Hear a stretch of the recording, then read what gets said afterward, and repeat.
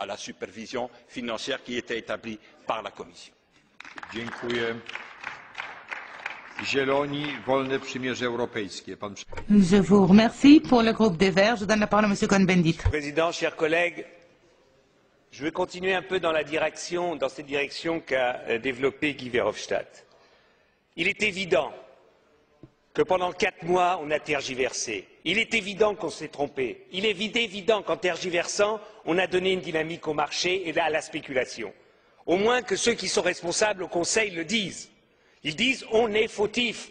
C'est nous, c'est de notre faute. Madame Merkel, Monsieur Sarkozy, je ne sais pas comment ils s'appellent et je ne sais pas ce qu'ils font dans la vie, mais tout le monde pouvait lire ça dans les journaux que c'était à faire tout de suite.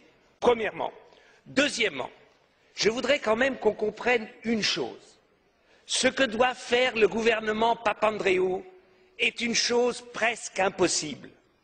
Et que je demande à l'ECOFIN, aux chefs de gouvernement, de réfléchir que eux, chez eux, ils sont incapables de mettre des réformes sur pied. Combien de temps la France a besoin pour réformer les retraites? Combien de temps l'Allemagne a besoin pour faire des retraites? Et maintenant, on demande à Papandréou, en 3 mois, tu changes tout. Vous êtes complètement fous. Et la preuve, c'est ce qui se passe en Grèce. On ne donne pas à la Grèce, à M. Papandréou, le temps de trouver un consensus en Grèce, de trouver un consensus. Il n'y a pas d'identification en Grèce avec l'État. C'est chacun pour soi. On peut le regretter, la responsabilité est partagée par des dizaines d'années de pratiques, de corruption des politiques en Grèce, mais il faut créer une cohésion. Il faut le faire, ça ne décrète pas. Et vous allez voir en Espagne, si vous avez des problèmes, comment ça va se faire. Et ils vont voir au Portugal, s'il y a des problèmes, comment ça va se faire. Monsieur Barroso en sait quelque chose parce qu'il a perdu des élections comme ça.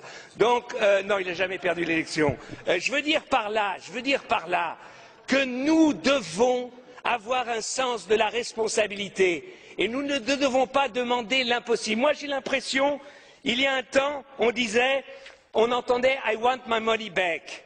J'ai l'impression qu'au gouvernement, maintenant, on dit I want to make money on the back of the Greece.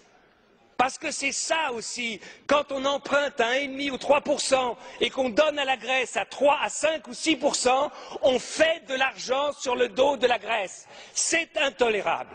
Et puis alors, l'Europe peut prendre des initiatives. Guy Verhofstadt a raison quand il a parlé d'un fonds monétaire européen, d'un fonds d'investissement et de solidarité pour lever un emprunt européen. Il faut changer les traités. Eh bien, ici, camarades, ici, dans ce Parlement, nous avons la possibilité de prendre une initiative pour changer les traités. N'attendons pas le Conseil, ils sont incapables de décider. Prenons l'initiative, une initiative commune de ce Parlement pour changer les traités, pour qu'enfin il y ait un fonds monétaire européen qui puisse justement s'attaquer à la spéculation. Nous pouvons le faire, yes we can. Let's do it. Et maintenant, je voudrais dire autre chose sur le pilotage de ce qui se passe en Grèce. Je demande à la Commission d'associer la DG Emploi au pilotage, pour qu'on mesure aussi ce qui se passe en Grèce. Et je demande au Conseil de dire au FMI d'associer le Bureau international du travail au pilotage de ce qui se passe en Grèce. Parce que ce sont des êtres humains, il y a des problèmes d'emploi, il y a des salariés, et je trouve que ce n'est pas seulement la finance qui doit dicter, mais aussi la sécurité et les bureaux internationaux du travail ou la DG Emploi seraient un correctif à la folie des fois de ceux qui ne décident que sur la finance. Et puis, un dernier point. Il y a une possibilité d'aider le budget grec. Simple. C'est de prendre une initiative, l'Union européenne, pour le désarmement dans la région.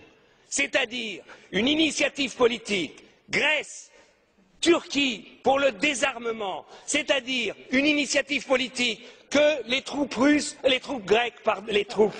turques, se retirent de Chypre Nord, qu'il y ait un désarmement. Je dis une chose, on est quand même hypocrite. Ces derniers mois, la France a vendu 6 frégates à la Grèce pour 2,5 milliards, des hélicoptères pour plus de 400 millions, des Rafales, un Rafale à 100 millions. Là, malheureusement, mon espionnage ne m'a pas permis de dire si c'est 10 ou 20 ou 30 Rafales. Ça fait presque 3 milliards. Et puis il y a l'Allemagne a vendu 6 sous-marins dans les prochaines années à la Grèce il y a quelques mois. Ça fait 1 milliard.